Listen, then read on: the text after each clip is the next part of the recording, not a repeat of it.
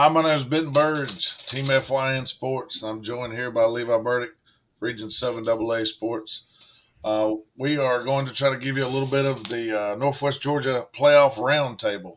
It looks like the table's pretty small. Maybe we'll have some other people join join in, and we're just The going to table is go. shrinking like the playoff picture. Yeah, it is. There's teams being eliminated, and currently there's people eliminated. Um, but we'll just go ahead and jump right into it and pull up. I'll go ahead and start showing here the ticker on the bottom and then pull in the share. That is not the one I want. Excuse me. I like it though. I like where you're going with that. A few more clicks and I should be where. There we go. Okay. So there may be teams, as you can tell here, Darlington sitting at 2-0. For some reason, North Cobb Christian's above them. I wasn't moving all that around. I just changed the Max Preps doesn't always keep the region games separate from the non-region games, so I wanted to make sure that those were correct. Uh, there's only a couple games in this region this week. You can see on the bottom, Mount Parent Christian has Christian Heritage, and I believe Darlington is at North Cobb Christian, like you see. That's the biggie. I think we've talked about this being between basically those two teams. I think Darlington should be the heavy favorite in this game. I just don't see anybody else that can challenge, with the talent that they have. Yeah, I'm in total agreement there. I think that they're too deep at too many positions, and with the resurgence of Patrick Shelley now, I think that it kind of gives them a dynamic that other teams just can't match up with. And because they play him on both sides of the ball, he impacts the entire game. Yeah. He. What does he play on defense? What position does he play? Safety or something? Safety and some corner, depending on their setups. Yeah, that was just. I figured he would play safety. It gives him free range. I mean, any ball going in the air, he kind of has a shot at it with his closing speed. His closing speed is ridiculous.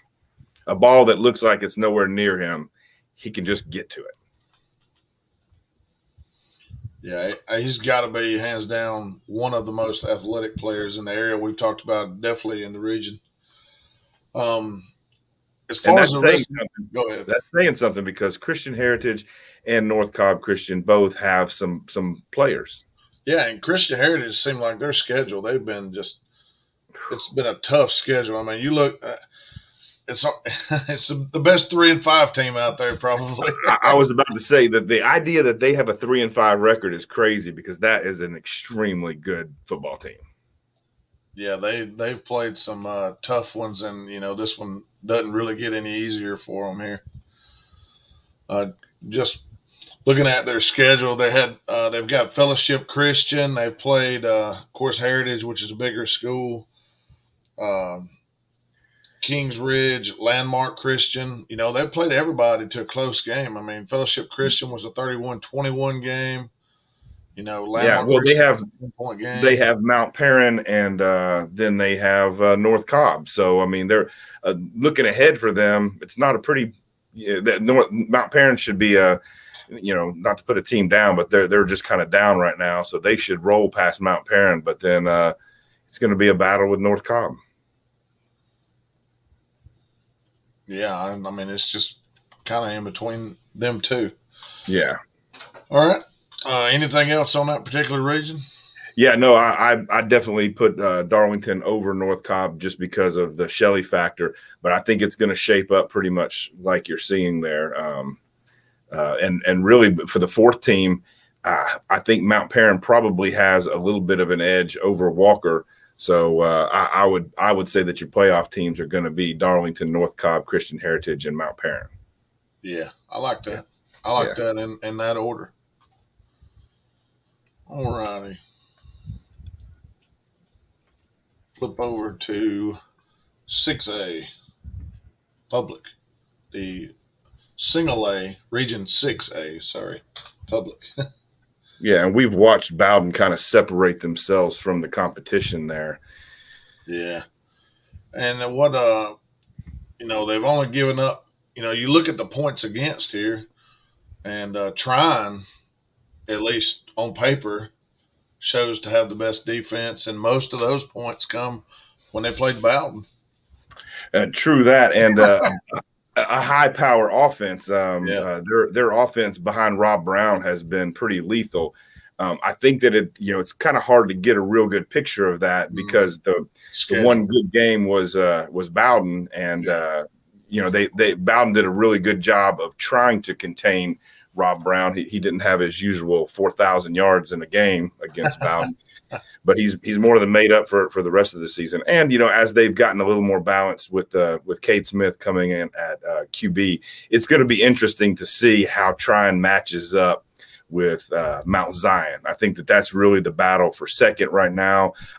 Mount Zion was my favorite to take over that number 2 spot, but as Trine and Coach Sean Patrick down there, he's made some really good midseason adjustments, and I feel like now they're going to match up a lot better with Mount Zion, offensively. So I think that their defense, led by the big man Will Banks, is pretty good. Pretty good at shutting down a run game, and so I think that it's going to be who can put more points on the board there, and I think that Trine may have that, but Benton, how Gordon Lee Trine gets that. You talk about a grudge match there. Toss them out. Toss the records out. Toss the records out. And Gordon Lee has kind of found their groove now. They're replacing their best team ever. They've just a lot of senior studs, all state level studs are gone like 20 from of them. Yeah. Realistically, I believe it was 16 seniors, and 4 of those were all state. 11 of them were all region. So, I mean, it was a really powerful Gordon Lee team. All that being said, you're right. You throw those records out the window. So I think that this week Trine is going to Armurchie, and we're going to see just how good Coach Green has got those Indians in blue down there. And watch out. Their air attack is pretty good now. And I'm going to travel down and watch that tomorrow. I think it could be interesting. Everybody should know that is a Thursday night game, and my guess is that those stands are going to be pretty packed there, because that is a blue on blue tornado going on there, and Armurchie they smell an upset. I'm telling you right now. Looking at the standings here, Armurchie needs a win either against Trine or Gordon Lee to make the playoffs. That's exactly right. They had a big win over Best, and kind of sealed Best's fate in the bottom of the barrel for 6 Public A. A win over either Trine or Gordon Lee will get them in, and that's an uphill battle for Armurchie, because they're going to be double-digit underdogs in both of those games. Yeah, I hadn't seen Lawrence's spreads this week, but I would say they're probably a double-digit underdog by the computer. But my guess is Mr. Morgan he kind of knows too. He's got his boys have a very good. They don't have nothing to lose. They have nothing to lose and everything to gain, and they're playing like it. They're playing with their ears pinned back, and they're playing downhill. Just curious. Actually, no, it is not a double-digit spread. It's Trine's favored by 8.5. Oh, well, hey, that says it right there, man. That says it right there. I'm not the only one who smells a battle here. Armurchie has really improved, and with the freshman quarterback, if they can get some pressure on that quarterback, there's no telling what happens. Jumping back to Bowden right quick, I was just looking through their schedule, man. They played half of, or a little over half of 5AA. They started with Temple, which they beat pretty soundly. Then they had Bremen. They won 32-28. And then, one of the better teams in the area, Haralson County, lost to them 14-10. So that tells you how talented that Bowden team is. And say that again right there. People need to know that Rebel team is on their way to the state finals, and They're Bowden going to was go deep in the play. I got a feeling they're going to go deep. Bowden was in a bare knuckle brawl with them, and 14-10. Mm-hmm. Yeah, and at Haralson County. So go down there and keep it within 4 points. That's really hostile territory. And I do like the score matchup between the comparison between Bowden and Gordon Lee and Bowden and Trine. If you see, those scores are almost identical, which tells me that Gordon Lee is going to be a little bit more than, they're not going to lay down and whimper and roll over no, for Trine. absolutely not. No, Yeah. I watched them in the preseason, and everybody's kind of a little rough in the preseason, but I seen them play a lot better than what I expected against Heritage in a scrimmage game. They had a couple guys that got loose and had some good runs. And I mean, you know how it is in high school. Your offensive line gets to gelling, then you get to moving the ball better, and of course, the defense is always ahead of the offenses anyway. So. And they've got a great coaching staff down there at Gordon Lee, so I think that they've got a good deal there. Bowden, we talk about them beating some of the teams they beat, and the only team they've lost to. They went to the private 6A and put a whooping on North Cobb. Handled them pretty well, 21-7. So yeah, I think Bowden is going to go just as deep into the playoffs as a Haralson is in AA. Yeah, I see like we talked about Bowden winning this region outright. Pretty much the region championship this week. Bowden and Mount Zion, they're both sitting at 6-1, both undefeated in the region. And do you see a point spread on that one? Let's see here. Yeah, I do. Bowden's favored by 18.5. And Mount Zion is good. Mount Zion is a good team. Mount Zion, I believe Mount Zion played. They've already had Armurchie this year, and it was a pretty decent game. It was a one possession game, yeah. And as a matter of fact, they beat Dade County in a one possession game, a nail biter there. Yeah, they beat Dade 35-27, and they beat Armurchie 28-14. Excuse me. Oh, it's a two possession game. Okay, yeah, they beat Armurchie. So that's. But I think we talked about Bowden, Mount Zion and Trine is going to be the battle for number 2. I really feel that way. Battle for home field there. I think early in the year, and I think I'll stick with Trine at 2, and then go Mount Zion 3, and then I don't know, man. Gordon Lee Armurchie winner. I don't know who that's going to be. I'll wait till after tomorrow until I see Armurchie. That's a smart move there. I'm going to lay Gordon Lee, so we'll see what the Blue Indians have. I'm going to lay my money on Bowden putting it on Mount Zion pretty good, and Mount Zion is going to get their act together. And I know my Trine buddies are going to hate me for this one, but I think Mount Zion is going to be a little agitated and slip past Trine to take the number 2 spot. And then to me, it's between Trine and Gordon Lee for the number 3 spot. And, Trine's having such a big year and getting real high hopes. They have to remember that they completely missed the playoffs last year. Rebounding and riding this team to the playoffs is a huge improvement for Trine. And they could very well take the number 4 spot, but I see them in the number 3 spot, and Gordon Lee getting that number 4. Armurchie, I'm rooting for you guys. Love the Armurchie Indians. Love their fan base. Love their attitude. They have long been like the Gordon Central fans to me. They come out. Those guys get crazy down there. They know that their school has kind of been the neglected part of the Floyd County system. Every other school in that county and then that school system has new facility, this, and Armurchie has been, kind of the gym's nice. Yeah, the redheaded stepchild, so to speak. Apologies to all you. Yeah, it is. It is. Looking through, Trine actually has Mount Zion at home for their 7th home game of the year. That's the most I've ever seen in my life. Yeah, how do they pull that out? How does they did have Dade County on the road, right? And it got canceled. So they picked up a home game.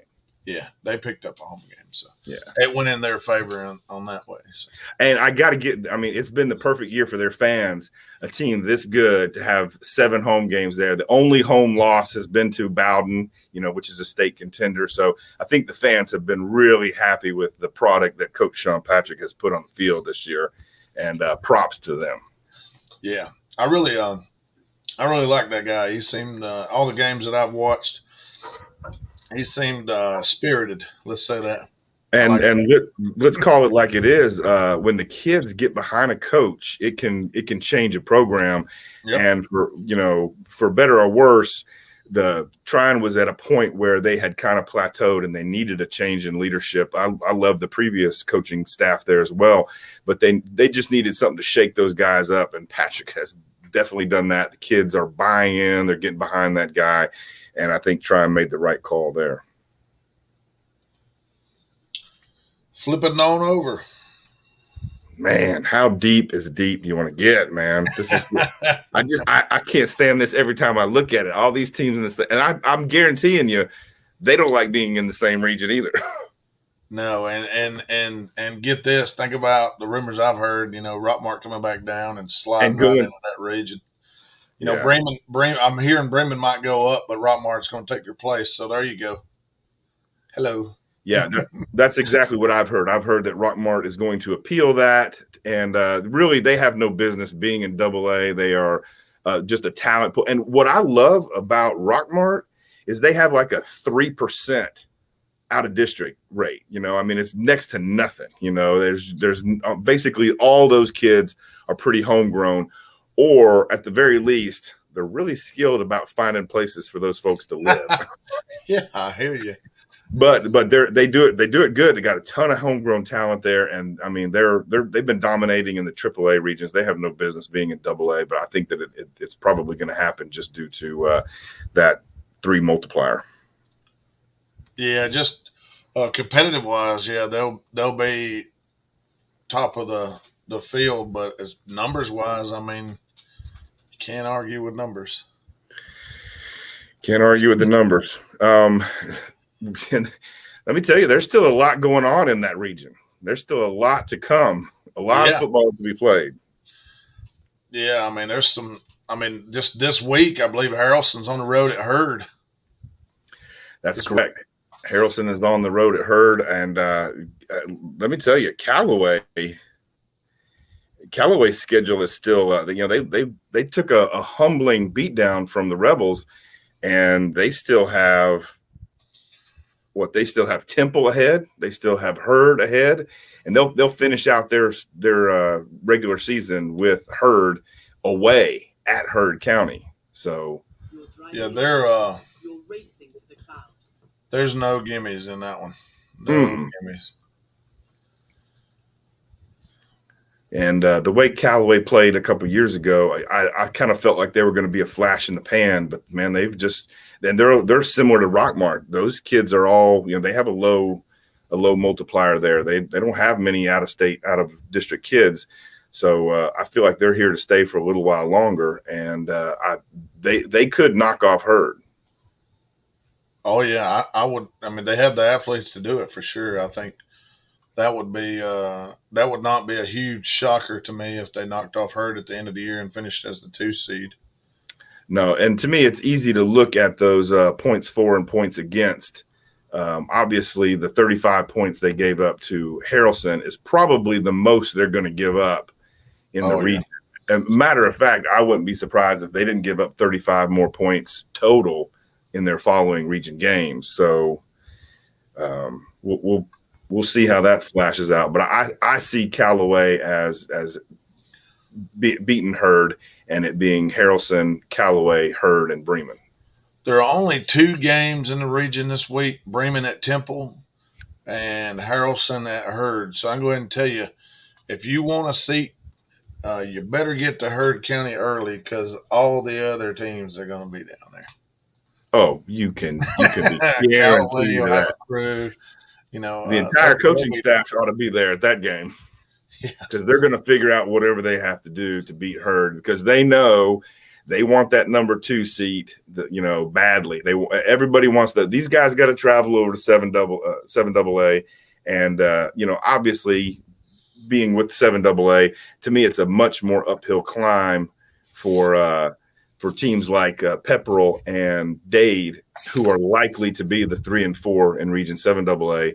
For those guys to be traveling to Harrelson, Hurd, or Callaway, that's a big one. But heck, even for our number 1 and 2, for Fannin and possibly Fannin and Chattooga to be hosting games, you're talking about welcoming in Hurd, Callaway, Bremen. It's going to be one of those guys that you welcome in. Yeah, that's not a cakewalk. No, good luck. Good luck. So, looking at this region, I think that not an obvious choice, but I think the most popular choice would be Haralson County to win the region, and I personally like Callaway at second, followed by Hurd and Bremen. Yeah, I'm drinking from the same bottle there, Ben. I'm going to jot that down because we'll get to this next region that we're going to talk about and see how our hypotheticals look. Callaway at 2, and that's of course obviously Hurd County could yeah, and I'd take nothing away from Hurd.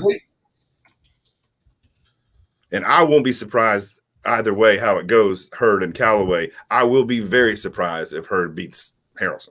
Yeah, I agree with you on that one. All righty, to the aforementioned 7AA. We got 3 games this week. You got Model at Pepperell, Coosa on the road at Dade, and then the de facto region championship, Chattooga on the road at Fannin County.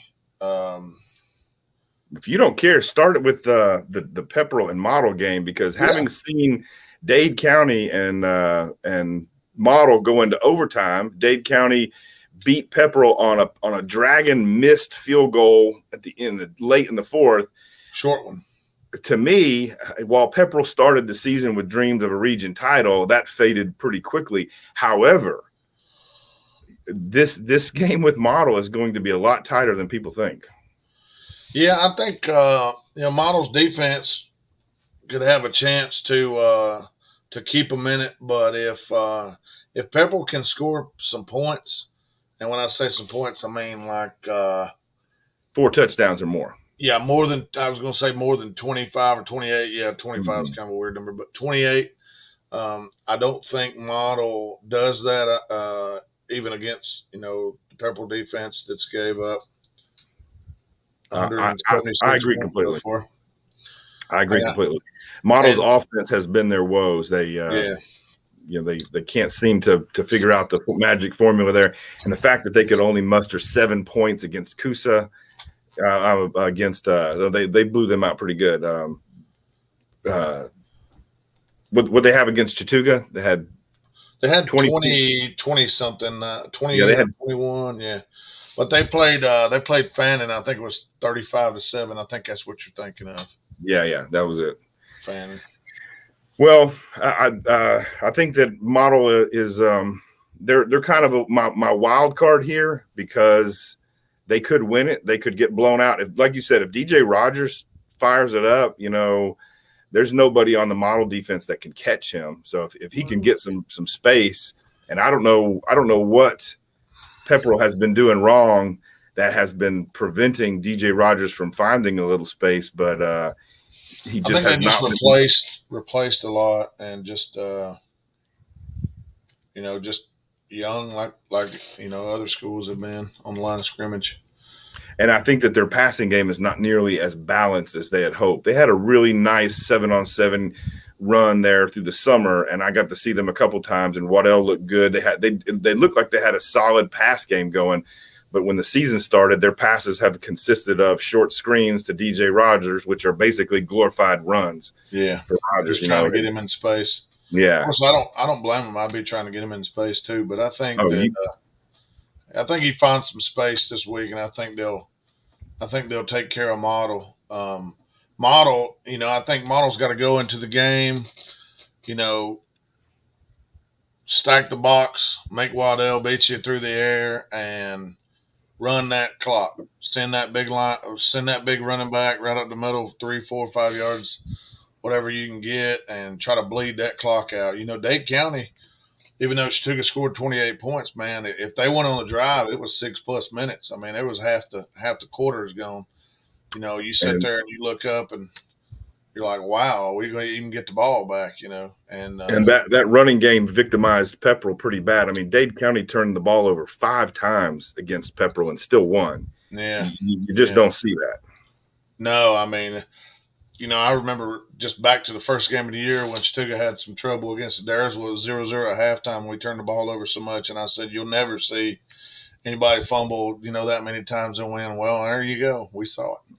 Yep, 7 turnovers for Chattooga in that game. That was a special teams meltdown.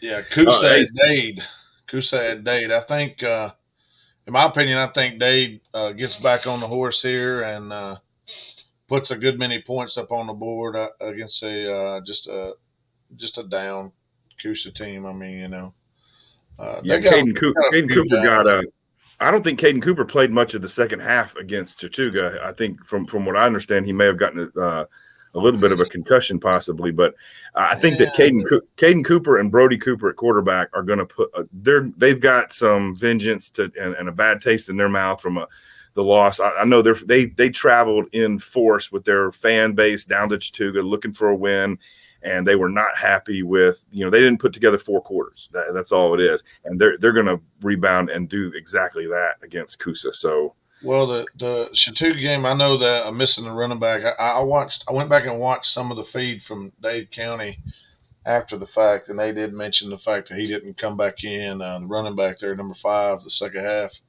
and that hurt him a good bit because he's a big part of their offense. I figured they would lean on 20 a little more. Yeah, I did too. I love the way Cody Williams runs, and they're a really good matchup. A lot like Hester and Lester for Chattooga. Obviously, I think, yeah, you got speed and power. Obviously, Hester has probably Lester, that is, has a really good combination of the two, and he showed that with 200 yards rushing there. But yeah, we were going through the plays, and it looked like Caden Cooper caught a little swing pass and rolled out, and it was number 22 Burdick that hit him over on the sidelines, and he didn't come back in after that. I knew that he rung his bell pretty good. He got some yards, but I believe it was like a 3rd and 17. Yeah, It was a deep one, and I mean, that was a great play call.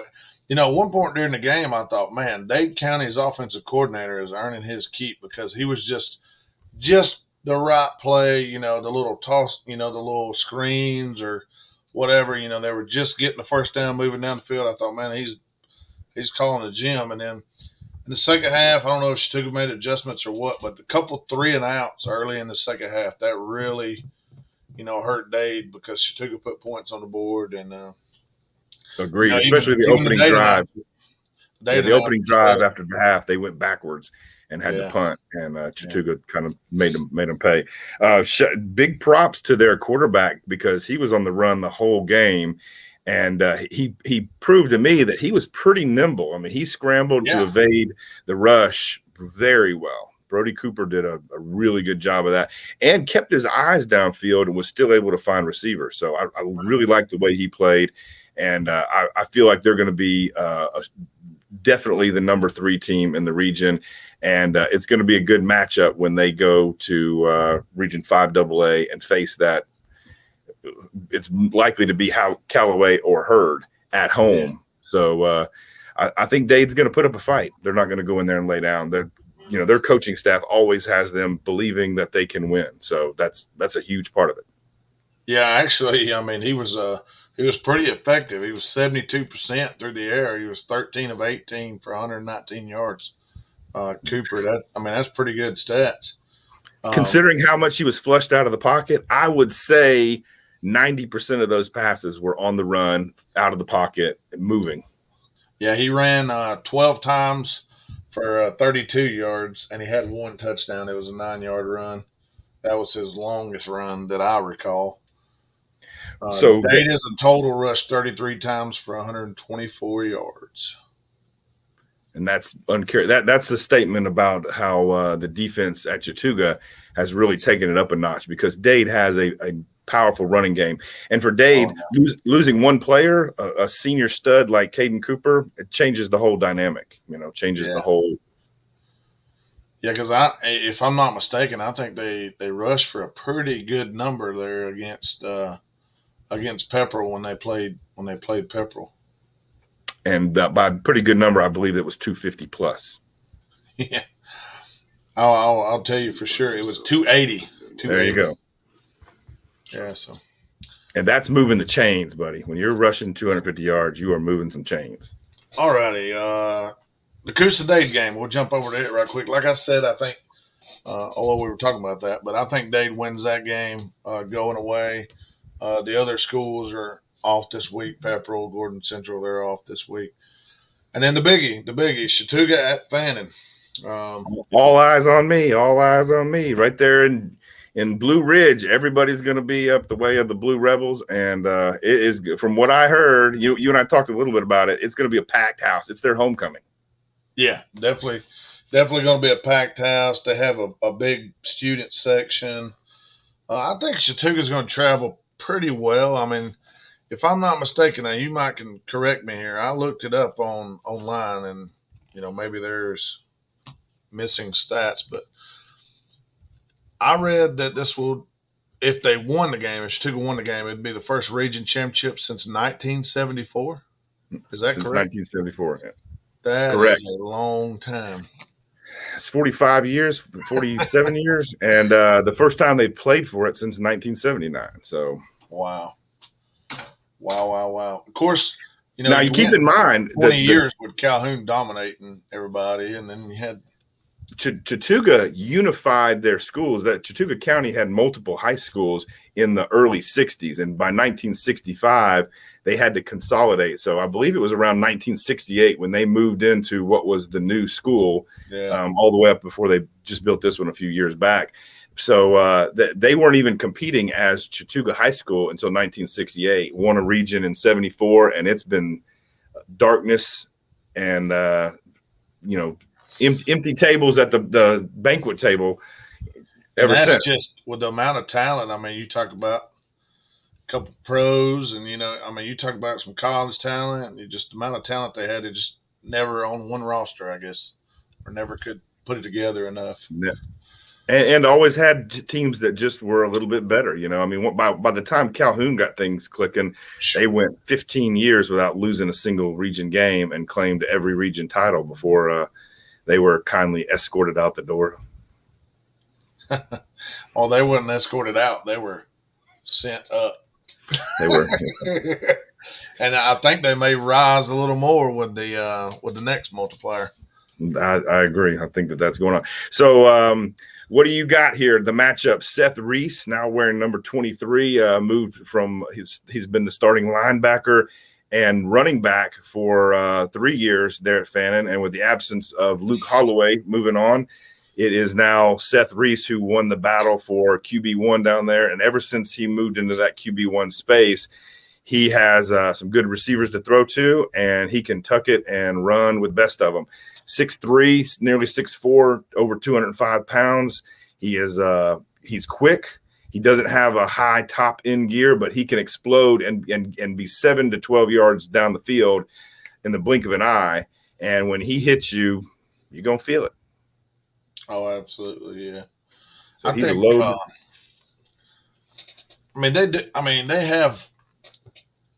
They have some playmakers around them. I've watched them a few times on Fannin Rebel TV. I'll give them a little shout out there.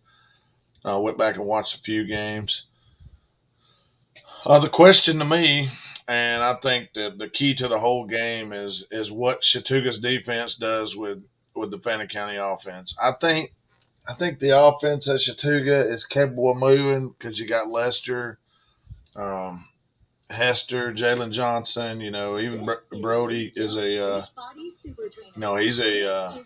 he's a very capable quarterback. He's shown that when you run the play action after you've run Lester 4 or 5 times, people are wide open. And then, you got a kid outside that can make plays. All that being said, I still, I'm going to stick with what I said earlier. I still think being on the road at Fannin is going to be just a little bit too much. And I'm not saying that it's going to be a blowout because I don't think it will be. I think it'll be a close game. I think it's going to come down to a penalty, a turnover, a run back of a kick or something, something like that, block punt. I mean, something of that sort.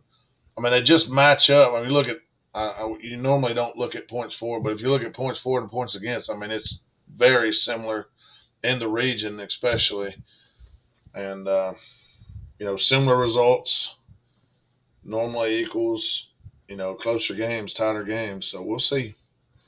We'll Uh, see. I think that I can tell you this for Fannin's defense, 35 of those 86 points, which is nearly half of them. It's 42% of your Yeah, points were given up in the one loss to Sonoraville. But what that game showed me was that Fannin County has the potential to melt in the late in the game, the same way Chattooga did in their first 2 games against Northwest Whitfield and Adairsville. So when a team can't finish 4 quarters, it can be a problem. And I really felt like Chattooga turned a corner in that Heritage game where they for the first time got a big lead and then had to protect that lead while they were kind of fighting off a comeback. And since then, they rolled off 5 straight games or 4 straight games of 40+ points, and still managed 4 touchdowns against a stingy Dade County defense. So I feel like they definitely kind of rounded the corner on being able to play a complete game. And Fannin on that same note, other than that fourth quarter meltdown, Fannin has played complete football, and they've done a very good job of putting together 4 complete quarters.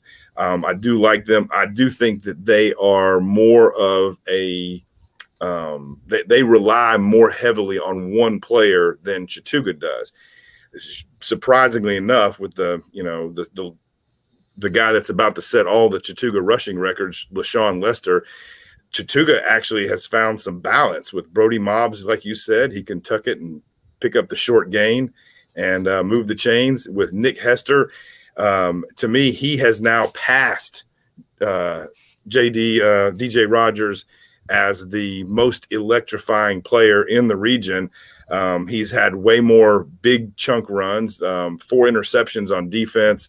He's been more of an electrifying player than Rogers has this season, not career-wise, but this season. yeah, Those guys are both young, and they still have some football to play. But that being said, I actually think that the balance that Chattooga brings and what I noticed was Rowan Burdick had a really good first 5 games. And what that did for the defense, everybody on the defense is more physical now. Everybody on the front line is hitting harder, pursuing faster. Billy Settlemore and Xander Cook are just terrorizing backfields. The addition of Bubba Bass and Jake Dawson at linebacker have stepped up their game to help Hiroch out. Hiroch, who's banged up, not 100%, but playing like mentally, he doesn't know what that means to turn off 100%. He just goes like a machine. yeah, So I feel like that the physicality has spread through the entire defense, and I feel like the defense is going to do a good job against Fannin County, and it's going to be a more balanced offensive attack that actually puts Chattooga over the top. So, like I've said from the beginning, I see Chattooga up with the upset over Fannin County, traveling there and stealing one on homecoming night from the Rebels. And I've been impressed with the Rebels. yeah. I think it all comes down to, like I said, the defense of Chattooga and what is Chattooga going to do when Fannin puts everybody in that 5-yard box and they're coming after 25? You got to be multiple enough to somehow block it up or do something a little different. I believe they're going to try to force you to do something different. Kind of play left-handed, and I mean that's what I would do, and it makes sense. So we'll see who can A battle of the defensive coordinators then. Yeah, yeah. Well, we talk about school size with the multiplier. Fannin County and Pepperell are by far and away the largest schools in Region 7 AA, both right there at that 900 threshold, where Chattooga has slowly slipped down from a peak there in the low 800s down to barely 650. So I think that it's really difficult and now Chattooga is dressing 42 kids. And my guess is you can see a packed Fannin County sideline. They in the past they've had over 70 on the roster. I don't know what they have right now, but they have a big school, big squad, and they have some depth there that Chattooga does not have. Chattooga cannot rotate their defensive linemen and keep anywhere near the same level of attack. So Zayden Perry, who comes up and plays some on the D line at defensive end and outside linebacker, Brody Mobbs, who kind of plays an outside hybrid linebacker corner spot. They're going to need big play from those guys because when Seth Reese gets outside, it could be ugly. Yeah. He's going to pound for some yardage. All righty. You want to make your pick for the 4 playoffs? Yeah. I'm gonna even though I'm a Chattooga guy, I played at Chattooga and everything, I'm gonna say Fannin. I'm gonna say Fannin wins it and a close one. I'll go with Chattooga 2, Dade 3, Pepper 4. I think that's just logical the rest of the way. I like that lineup too. And now keep in mind, if Chattooga loses to Fannin, it's going to be a big game with Pepperell because they could. Yeah, that's for home field.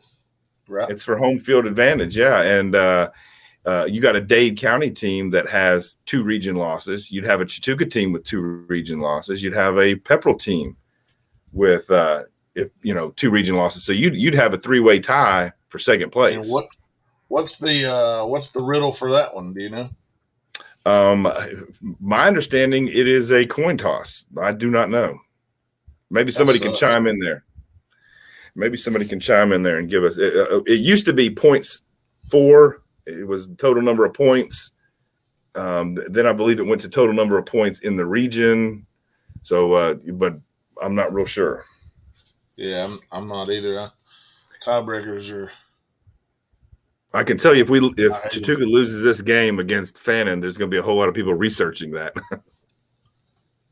Absolutely. So let's. I'm gonna throw it back over to. I'm gonna throw it back over to 5 AA. And well, DJ's in here. I think DJ brought a co-host with him. I heard that. My little girl, she's not in a good mood tonight. Uh-oh. I'll add it back to you. There you go. Have at it, boss man. You know what games are this week? I think there's only 2. We talked about it a little bit earlier. Hold on just a second. You good? Oh, that's fine. He's like, I'm on live. Come on, help me out here. We've talked a little bit about that. The families 24/7. Football is just a game. It's good to have your kid there with you. True DJ. that.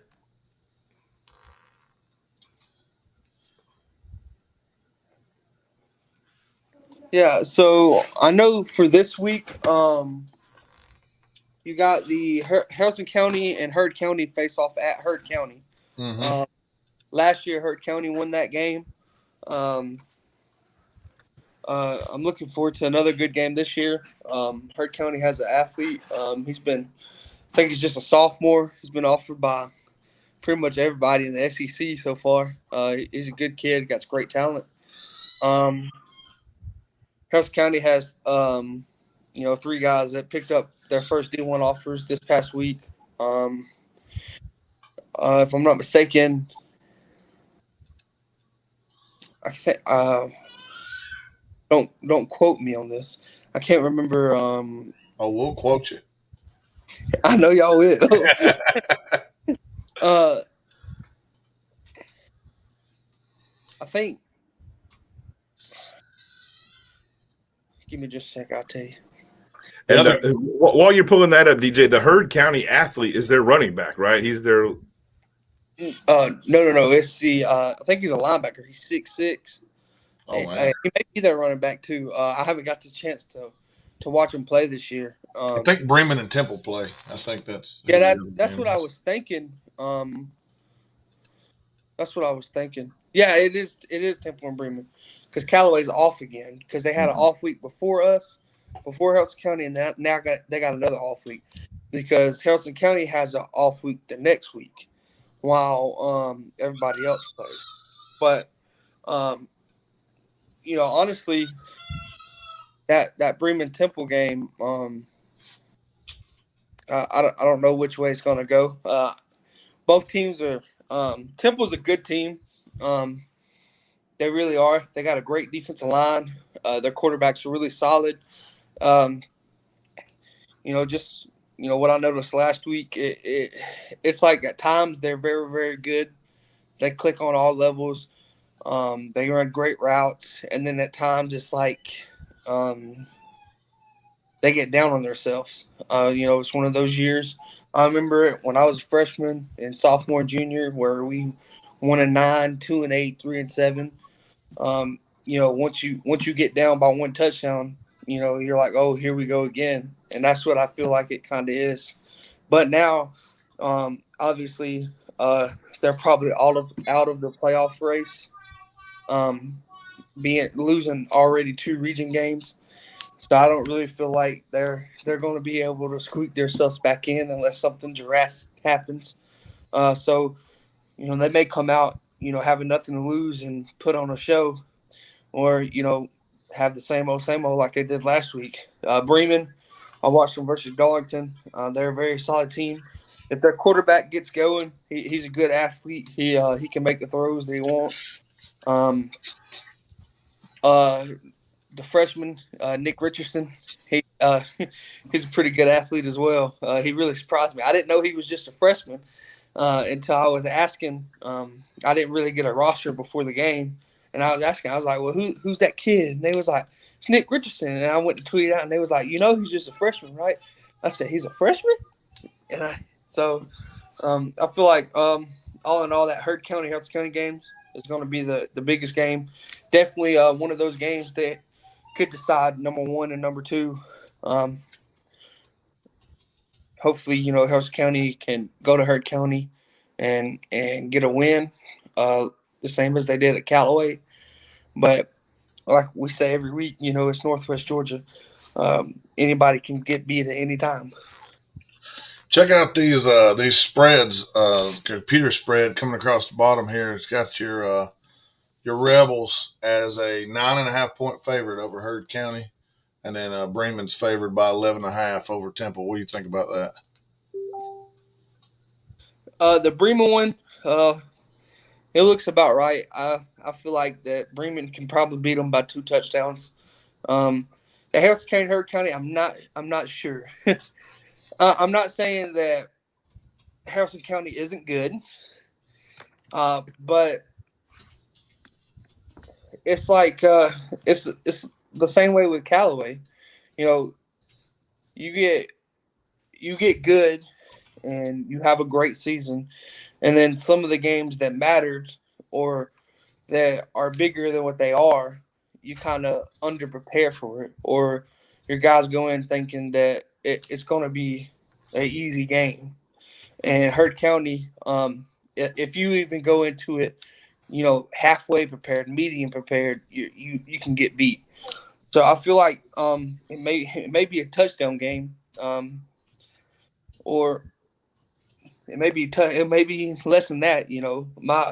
My final score I was figuring up probably going to be about 24, 28, or I was figuring about a 4 point spread depending on um, how it's played. So Alrighty. Well, we got to get this show on the road. We've been dragging it out pretty good here. We're going to flip on over We've been to waiting on you to get here, DJ. yeah, we're going to flip it on over to the busiest region in the world, 6 AAA, which you see you still have mathematically. I guess you still got, let's see, 1, 2, 3, 4, 5, 6, maybe 7 teams that have a shot at the playoffs. I mean, it just depends on. Yeah, because I think that Lafayette likes to figure they're not out of it, and Sonoraville the same way. You know, I mean, miracles could happen. Yeah, they have the backloaded schedule. Lafayette has a backloaded schedule, and I've been missing everybody's comments over here. Lafayette has a backloaded schedule. No, you keep reading the comments there. Lafayette has a loaded back end of the schedule, and Sonoraville with 3 region losses to 3 of the pretty well guaranteed playoff teams. They still have yet to play Ringgold. So, and that, you know, Ringgold looked unbeatable at the beginning of the season, but they have had close games with Northwest Whitfield. They had a close game with North Murray.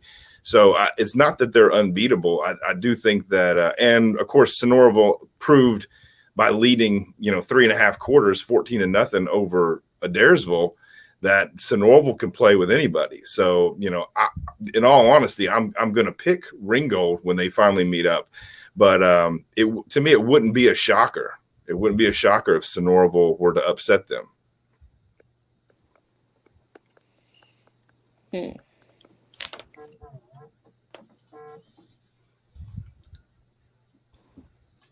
Mr. Cavan here says his heart may be starting to outweigh his head. He said, "Yeah, I've heard of because a bunch of Chattooga County people are going to make that Thursday night trip up to Armurchie because a chance to see Tryon on the road is always fun for the home crowd here, and I know that the Tryon players and Chattooga players are all pretty tight. So I know a bunch of the Tryon players are going to try to make that trip. And it's a 2-hour drive from Tryon and Chattooga all the way out to, it's a haul to get out there. But they all know that it's Chattooga's first shot at a region championship in 47 years or whatever it is. So it's going to be, pandemonium. They may storm the field out there. If we get enough Tryon people there, they'll storm the field. So here you've got, look at that lineup. We talk about 5 AA being stout. Look at 6 AAA. Yeah, Rockmart Ringo's your 2 head above the rest. You'll have them matching up. The schedule makers were right on point this year. Week 10 or the 10th game of the season, you'll see Rockmart and Ringo, and we've been petitioning to have them on TV, so we'll see if we can get them rolled up on like GPB or something.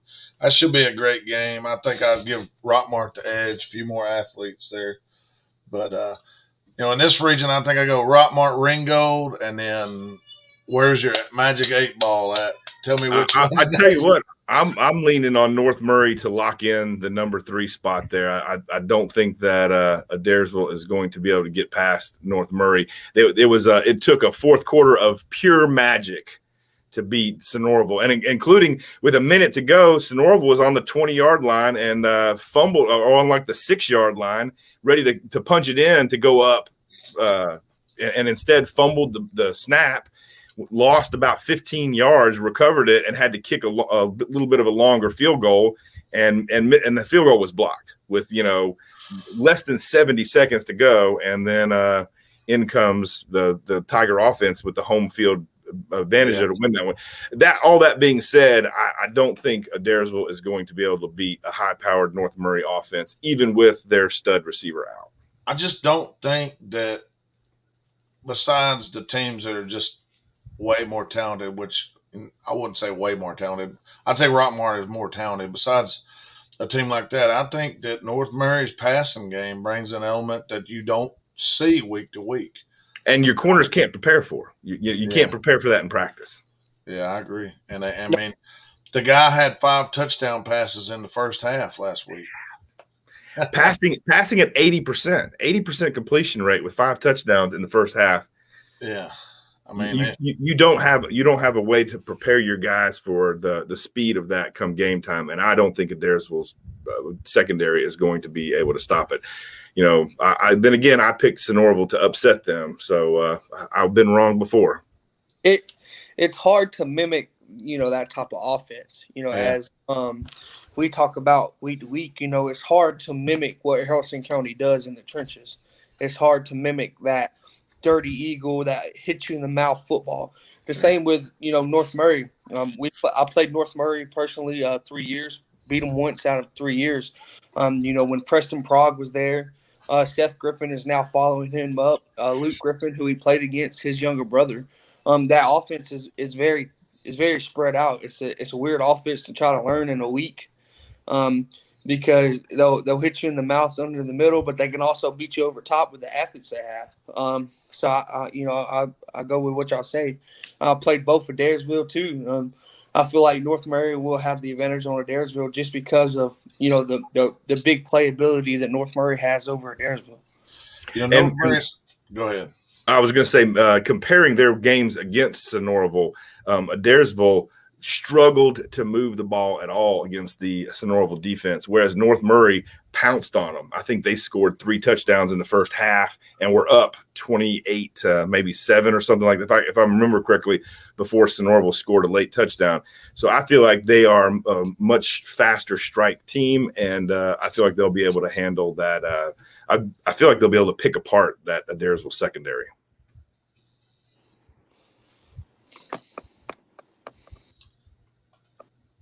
What I was going to say was even though McDade is out, I hate to have it to miss because he kind of puts them over the top. I don't think I'd be questioning it if he was in there, but they've had some guys step up. We talked to Chris Napier last week and on the post game show, and you're throwing 5 touchdowns, somebody's catching the ball. So I mean, somebody's got to be catching the ball. So. I'm going to go ahead and say like Rockmart, Ringo, North Murray, and man, I mean Adairsville, I guess, has got the leg up on Sonoraville. Right? I still want to pick Sonoraville, but I just can't do it so far behind. Yeah, I love the way Sonoraville's been playing, but I'm the same way. Rockmart, Ringo, Adairsville, and Rockmart, Ringo, North Murray, and I got to give Adairsville the nod just because. Yeah. That win over number one, they've beat the bottom teams, and they've got the edge over Sonoraville. So, yeah, that Rockmart team first. I'm trying to pull up, because looking at Adairsville's remainder of their schedule. I don't know exactly who they got left. I'm thinking Rockmart's still on the schedule. They got Rockmart, they got North Murray, and then LFO. So they will. Not saying they will, but I would say they're going to lose 2 out of 3 right there. So you're going to give Adairsville 5 and 3 in the region. Can North Murray get to better than that? Because Adairsville's going to have the. I don't think they can. Not North Murray, Sonoraville. Sonoraville, yeah. No, that it means that Sonoraville is going to have to win their 3 remaining games to get to 5 and 3, which they could do. A matter of fact, I see them winning 2 of theirs. I just don't see them beating Ringgold. No, I don't think so neither. So it'll all iron itself out. This is not actually the toughest one to kind of figure out. You'll see coming down the line, there's actually one a little tougher. Yeah, this one here is not. No, this one, the number 1's locked up. It's just picking the number 2. Yeah, 2, 3, and 4. Yeah. Obviously, like you said, you like Cedartown. Northwest has been able to go through the air, run the ball a little bit, decent defense. I'm gonna give them the 2 seed right now. I agree. We got to see them against Chattooga, and watching their quarterback and their running backs, man, they play physical. And their one loss was the shocker, the upset in to Cahola Creek, wasn't it? Yeah, it was. And that was a highly motivated Cahola Creek team, and they're not a bad team. Yeah, it No. just muddy conditions and just bad conditions. But their points, their point total there, 205 points. I feel like their offense, their quarterback, their receivers can all just move the ball, and their defense is solid. So I kind of see them pulling it out. I early on I thought Pickens was going to do more than they did, or at least be in the picture. Yeah. I Love thought their quarterback. Man, their little young quarterback is just fantastic. Yeah, and great coaching staff too. I really like the guy out there. I can't Grant Myers, I think maybe. I mean, it's a RJ talks about them all the time, but they I thought they would beat Central last week. That was a big upset to me. I thought Pickens would be right there in the running with Heritage for the 3 seed, and now they're going to have to navigate around Central somehow because Central. The only thing that Pickens has in its corner, I believe their schedule is a little better than Central's on the way out. I'm going to pull it up right quick. Yeah, Central finishes with Cedartown and Ridgeland. So they still play Cedartown, but Ridgeland, I've heard they're having a really bad off year. So right, which is good. Which is going to be Central's going to lose to Cedartown unless bar some miracle, and they should roll past Ridgeland. So I see them with 3 region losses. And Pickens has Northwest Whitfield and who else did I see? Heritage. So that's 2 tough games there. But now you could step up and knock Heritage down. Yeah. Yep. And or that Northwest is Whitfield for that. That's Pickens' path to the playoffs. There is that Heritage game. I don't see them being able to match up with Northwest. Pickens does have a good passing game, but I just think that the Northwest defense is all around too solid. But I do think that they stand a chance against Central. Yeah, the Heritage. Against Heritage. Yeah, Heritage is. Let's see the rest of their remaining schedule. They have LFO this week, and then Pickens, and then Cedartown. So Heritage is going to get 1 loss. Right, and so that'll put them with 2 losses. Northwest is the team that I see most likely to only have 1 loss. So if Heritage is looking past Pickens for the Cedartown finale, then that could be Pickens' chances to just catch a Heritage team that's kind of off guard and looking around them, looking beyond them, and move the ball through the air. So I think that it's a long shot, but it's possible. I still see Cedartown and Northwest as hosting playoff games, and I see Heritage and Central struggling for that number 3 spot, so that they don't have to play a number 1.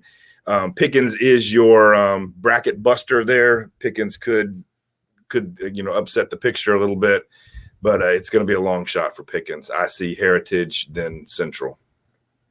Yeah, looking at Northwest's schedule, they play a non-region game this week against Southeast Whitfield, and then they play Ridgeland. So, and then they play Pickens to end the season.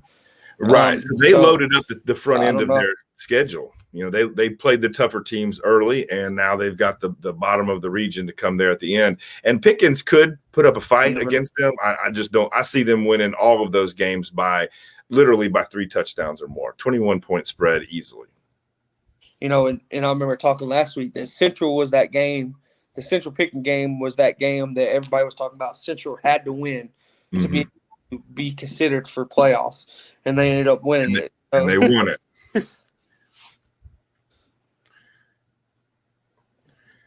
We'll see if Benton here is getting some inside information. He looks like he's talking to an agent right now.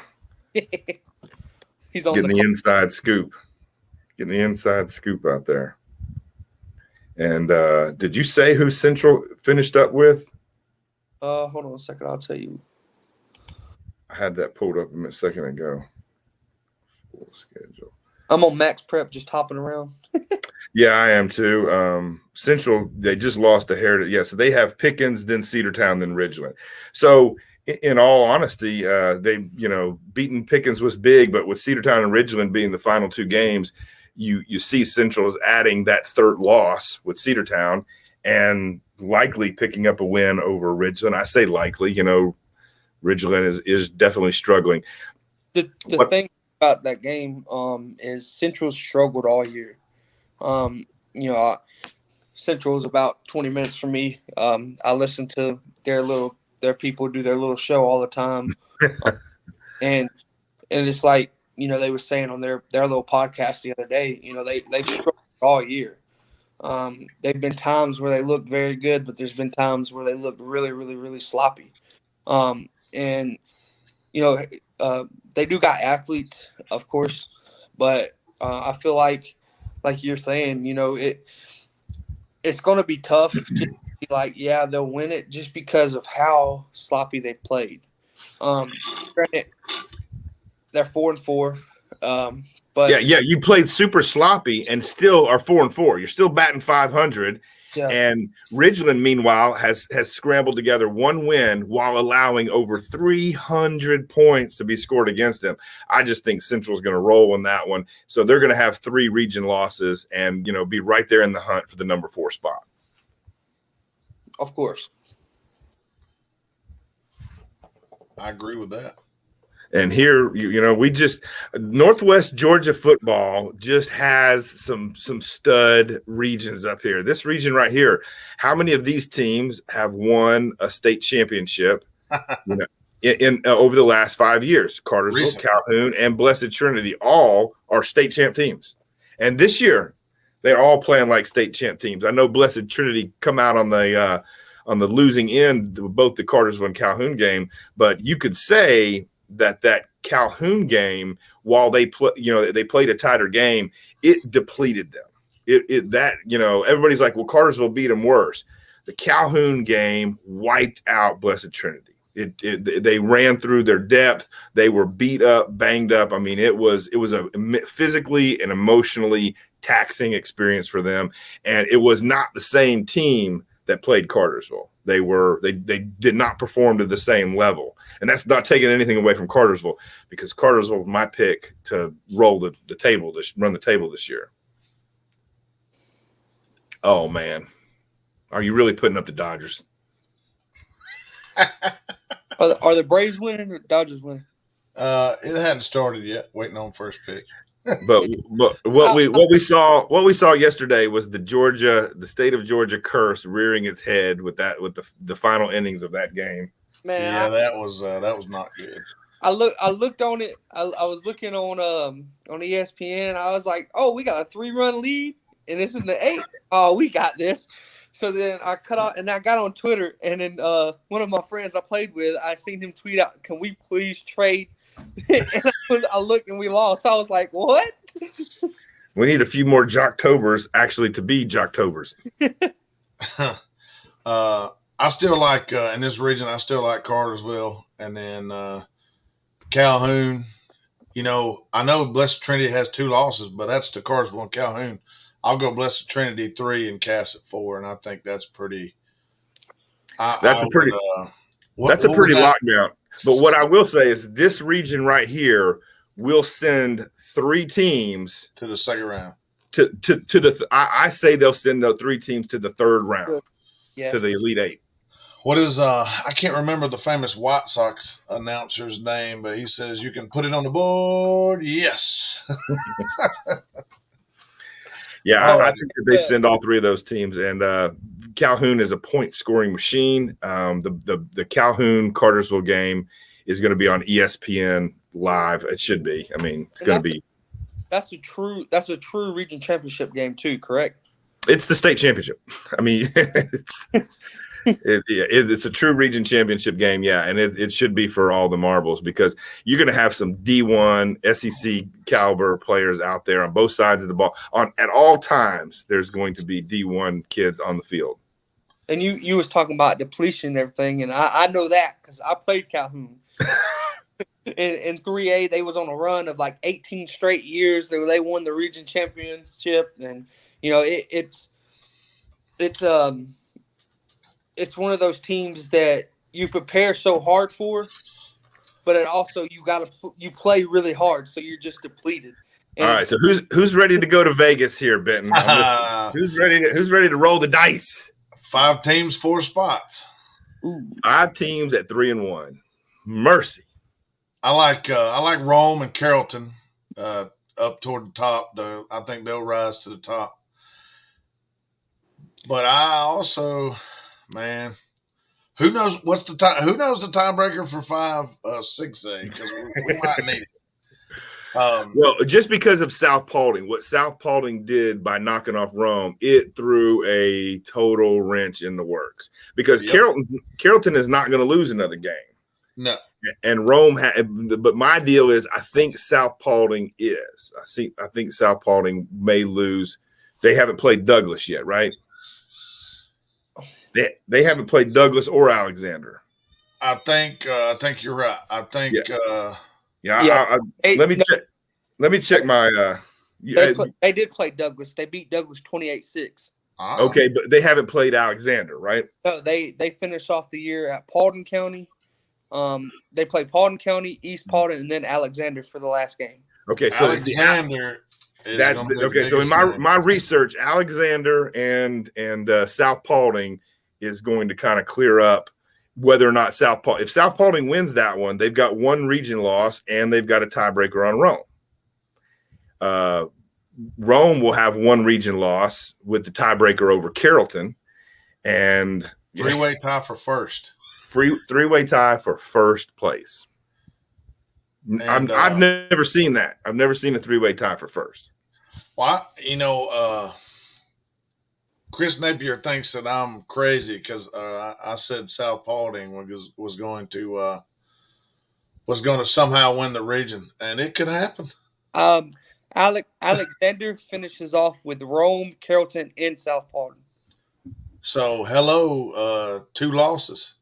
Yeah, so Alexander's not going to win all 3 of those games. They're probably only going to win 1, and my guess is the one that they have a chance at is South Paulding, because I feel like Carrollton and Rome are now hitting their groove. They're firing on all cylinders, and I don't see Rome and Carrollton losing another.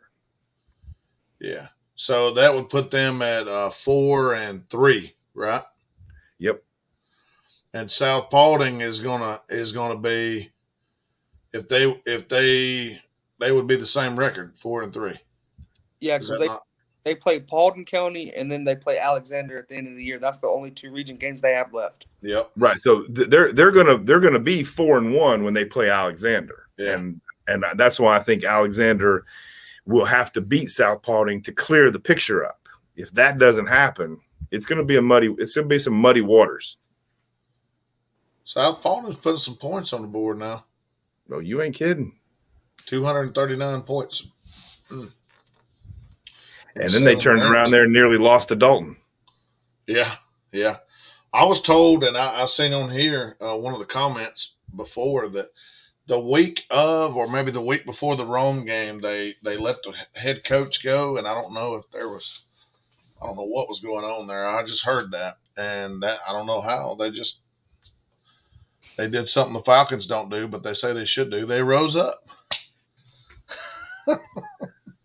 I have not followed the South Paulding locker room chat. I'm good. I'm tight with a bunch of their wrestling community down there, and I know that their wrestling community has come out big with the football team. So I'm a firm believer that the more wrestlers you can get off the mat and onto the football field, the better your football program is going to be all the way around. You sound like my good friend and former Coach Nick White. Yes. He's a firm believer in that as well. And Clay Hyatt's a perfect example of that. We can go from every school around here. The more wrestlers you have on your football team, the better your football team is going to be exponentially. But I think I wrestled. I never wrestled because I was always too heavy. They cut it off at 285. Heavy D. For that big weight. I didn't feel the same under 300. So. I went out there and I practiced with them. We did all the barrel rolls with each, and everything. And I would still pay money to see you in the singlet, DJ. I would pay money for it. Looking at Douglas County's schedule, though, they also have to play Rome and Carrollton still. They play Dalton and then Rome and Carrollton. I'm telling you, it sets up for South Paulding. And again, they got Paulding County this week. which is 2-5. Then they got East Paulding, which they should beat, and that Alexander game, man. Yeah, see, I don't see Douglas County winning out, and I don't see Alexander winning out. No, but South Paulding really has an easy street ahead of them, until the other than Alexander. The question is, when Alexander gets done with Rome and Carrollton, what's left? You know, To be healthy enough or be able to be physical enough to play. yeah, because those are going to be beast of games.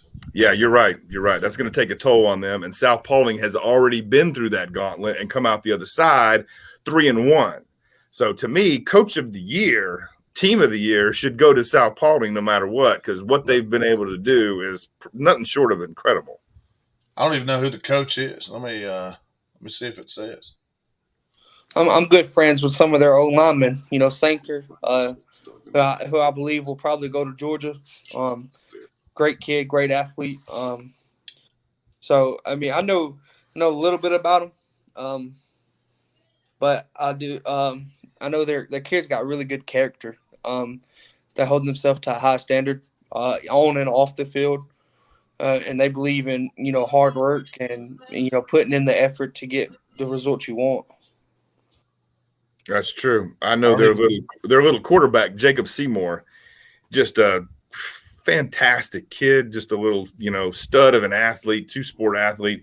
Really, he could play baseball too, but on the wrestling mat, he's hell on wheels. And on the, at the QB position, his dad takes him to private QB coaches, works with that kid. He's got a hell of an arm, hell of a little QB down there. Yeah, they've their head coach is Sumo Robinson.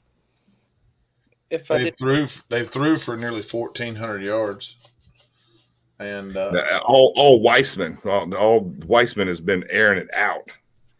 He's their starter, and they've rushed for 1,400 yards as well. Yeah, Weissman is like nearly 200 yards on the ground. I think nearly 1,500 through the air. He's pretty lights out, and he's only a junior. Yeah, Max Prep on Max Prep they have it as he's 83 for 131 for 1,325 yards. He averaged 16 yards a throw, about almost 190 a game. He has 11 touchdowns, 5 interceptions. Probably around 65% completion ratio. The kid, he's money. He's money in the bank.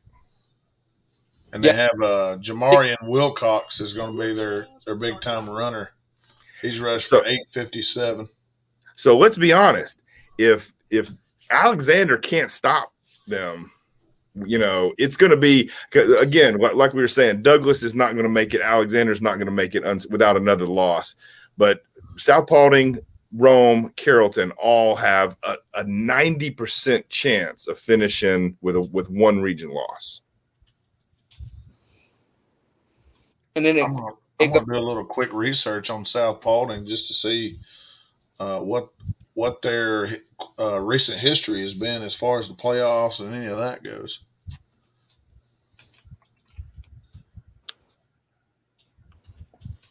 It's just a school that just, I don't know. I have no idea. I don't even know where it's at. I know it's in Paulding County somewhere.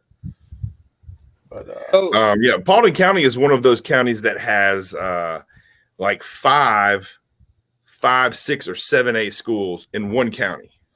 Just packed in there. It's like Gwinnett over there. They're just, you got major size schools just packed in. So they're literally, their geographical location is sometimes less than 7 miles away from each other.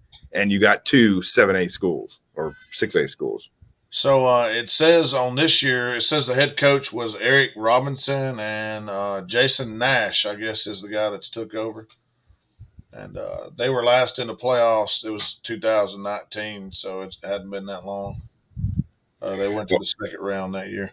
And their other loss is to North Paulding, so another big Paulding County school there. Oh, yeah. Out of region. Yeah. And a non-region school. I was just wondering who else beat them. Team that beat Rome, and the only loss is to Carrollton. Who else managed to beat them? And it's North Paulding. Yeah, they actually played 2 games under Jason Nash, and then Eric Robinson has took over, and They scored 52 on Chapel Hill, 34 on Rome, 55 on Dalton. Of course, they lost to Carrollton, only scored 13, and then they scored 28 on Douglas. That's why their points are up so much. Those are nice points, though. And, they got Paulding and East Paulding before Alexander, and those should almost be warm-up games for them. Nothing against East Paulding, the Pirates down there, but football they're just not what they were before. And South Paulding. Yeah, South Paulding they're the Trojans, man, and they throw a mean wrestling tournament down there, and they just a great group of guys. They build their football and their wrestling program from the ground up. Good little network of youngsters in there, and some great coaches. I don't know what happened with Nash and the Robinson deal, but I'm gonna have to send out my birds to get some inside scoop there.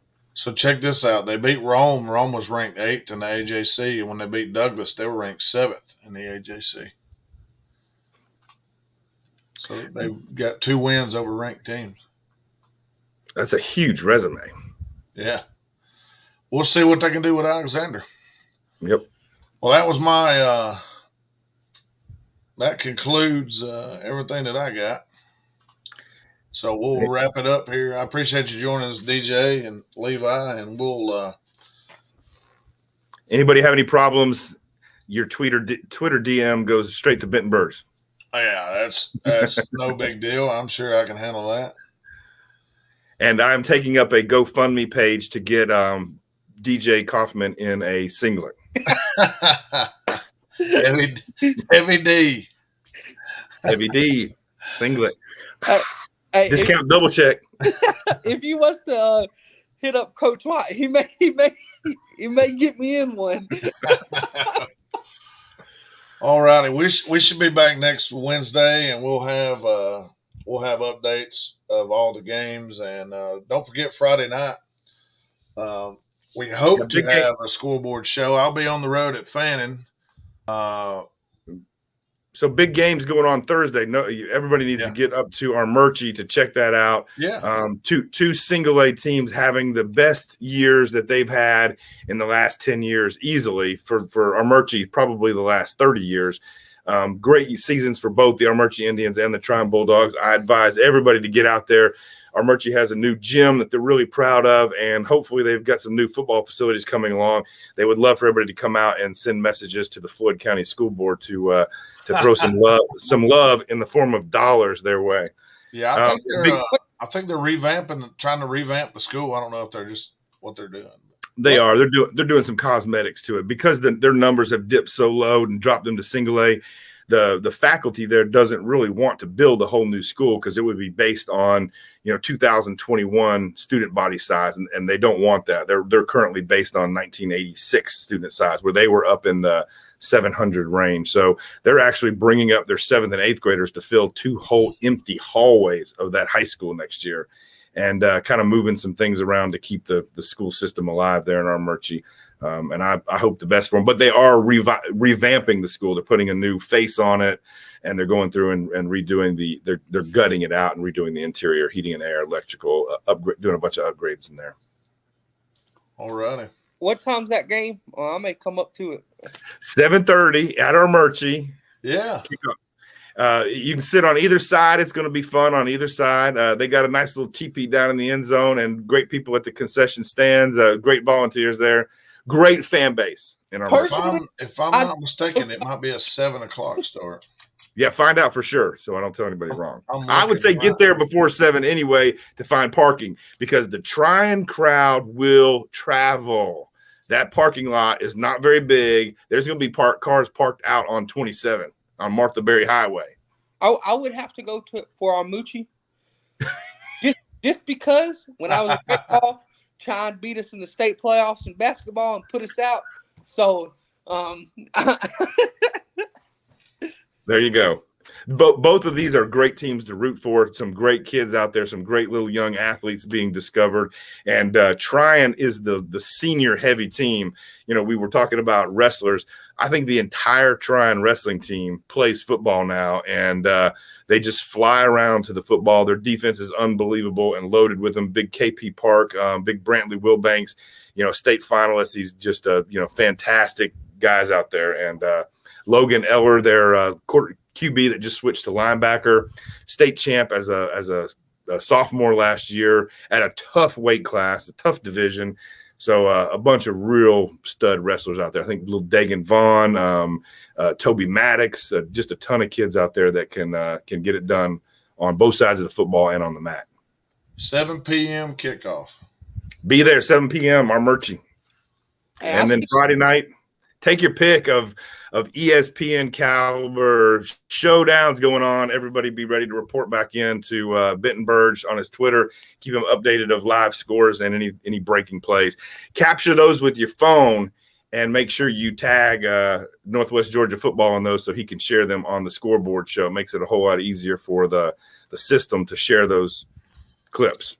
And I want to put give a little props. I know we're a football show, but I'm going to give a little props to the Chattooga softball team and also Dade County softball team. They punched their ticket to the Elite Eight. I read something said first time in history. Have they never been to Elite Eight? I don't know. Never. Hey, let me tell you, not only have they never been to Elite Eight, but they went down to play Berrien, had to make an overnight trip. They won their first game 12-6. The second game 25 on them. 22-7. They had a total meltdown. Today's game in the clincher was they pulled ahead 8-5 going into the bottom of the final inning, and Berrien put someone on, hit a double RBI, made it 8-6, got another RBI, made it 8-7, and the girls saw it slipping away from them right there before a pop fly and Bree Evans out in the outfield caught the final out to clinch that one, and the girls went crazy. First time ever in the Elite Eight and the final year for Coach Jeff Bennett, the Hall of Fame coach down here. The field is named after him at Chattooga. He's the winningest coach ever at Tryon and Chattooga. I'm a little salty in that department too, because Harrison County played Chattooga the first round, and Chattooga beat them too. Hey, let me tell you, the Harrison County girls had a pitcher that took the game over. I can't remember what this little girl's name was, but she was the pitcher for Harrison County. She daggum near upset that Chattooga by herself. She was doing it at the plate. Her and the catcher, they were I can't believe I can't remember this girl's name. Fantastic. I know the catcher. She's Jody. Yes. Her name's Jody Lohman, and the reason I know that is because that's my wife's little sister. Well, hey, let me tell you something. Jody Loban, I believe she was one of the ones that hit a dinger down there. She was all over the place. Yeah, her and the pitcher were absolutely two of the best softball playing athletes I've ever seen. So props to the Rebels. And they went down and played the Rebelettes in Berrien. Oh, so they knocked two Rebels. Is there a coin toss for who hosts in this next round, or is it the top of the bracket? Or yeah, we were talking about that because they put them in positions A, B, C, D. Yeah, and I believe it's a north-south thing based on a coin toss. We shall see. Okay, because I know that Chattooga has Jeff Davis, and Chattooga and Jeff Davis are both 2 seeds. Right. So not only have they never made it, but Chattooga has a chance based on the coin toss of actually hosting an Elite Eight game. That would be pretty big. Does the coin toss that they put out, the one that they did a while back, does that cover softball too? Yeah, I do believe so. Just because, and the reason I say this is because I've seen multiple sports do the coin toss. And if I'm not mistaken, my senior year they did a coin toss because universal. Because Bremen's softball team, which is I live in Bremen, they're in the Elite Eight also. And if I'm remembering right, they won the coin toss and hosted an Elite Eight game but got put out of it my senior year. My information source there is David Evans, one of the softball dads who is he's usually in the know pretty good there on all things softball. So he may have a little bit more of a rules picture than I do. I should have been prepared for that. Well, I think I've got a little tidbit for you. Let's fire away. Let's clear it up for all your listeners. I will fire it up. That's the top part of the bracket. They will be home. The GHSA logo would be the bottom bracket. If that shows up, the bottom bracket will be home. So the GHSA logo would be Chattooga. Okay. at home. Here we go. They really should have slow-moed that. And it looks like Chattooga will host if it goes by this coin toss. It looks like the bottom bracket in the semifinals for teams with like seeds will be home. There you go. Okay. Wow. So Chattooga is hosting an Elite Eight game. That's what it seems like to me. This is for 2021 Universal Coin Toss for all spring semifinals. Well, I can tell you that means Dade County is on the top side of their bracket. That means Dade County's got to travel to Union, and Chattooga's hosting. But Dade County looked unstoppable, man. Dade County, they swept through the first round, swept through the second round. Just beautiful play. That's the most consistent hitting and fielding I've seen from a team, top to bottom. They don't have a weak part of their lineup. They're, I think the majority of their starters all play travel ball up in the Chattanooga area, all around. Those girls are just, and when they get behind, they're just savage, man. They never lose their cool. They're rock solid discipline, and they have some really good skills at slapping, bunting, moving their base runners. They never lose a chance to move their base runners to scoring positions. Just super disciplined, super coach team up in Trenton there. That's AA, correct? Yes, that is AA. So, yeah, they'll be traveling south to Union, but I really see them as being the favorite. They're not like seeds, so I think Dade will host. Oh, Union was not a 1 seed. No, Union's a Union third. is a 3 seed. Well, then Dade's hosting too. So then the favorite. I mean, they're probably going to be favored there as well. So both teams could here advance to the Final Four. I think that Jeff Davis is pretty good. Yeah, that's what I was about to. I know we're dragging this out, but I was about to get a look-see and see what Jeff Davis looked like. 25-6. Yeah. And their losses, 2 of their losses was to their number 1, who was that number 1 from Region 2? Vidalia, maybe, I don't know. Thanks. Vidalia. It's Vidalia. And Vidalia is probably the favorite to win it all. And Vidalia's lights out. That's where Bremen goes this week. Bremen's in the Elite Eight. And Bremen went 22-7 on the year. And they play Vidalia this week. Yeah. Vidalia is no joke. I got an update for you fellas. It is 2-0 Braves. Who hit home? Hey. It was just barely, a few rows deep. Mr. Duval with a 2-run shot. Well, hopefully that'll get them fired up here. Yeah, we don't need a repeat of last year for sure. Man. Yeah. Well, Ben, we've been on here over an hour and a half. I'm going to let our viewers close this one out, and we'll slide over there with Tim and see what he's got going on. I'll see if I can contact him. All right, guys, we'll see you next week. Thank you, DJ. Thank y'all for having me.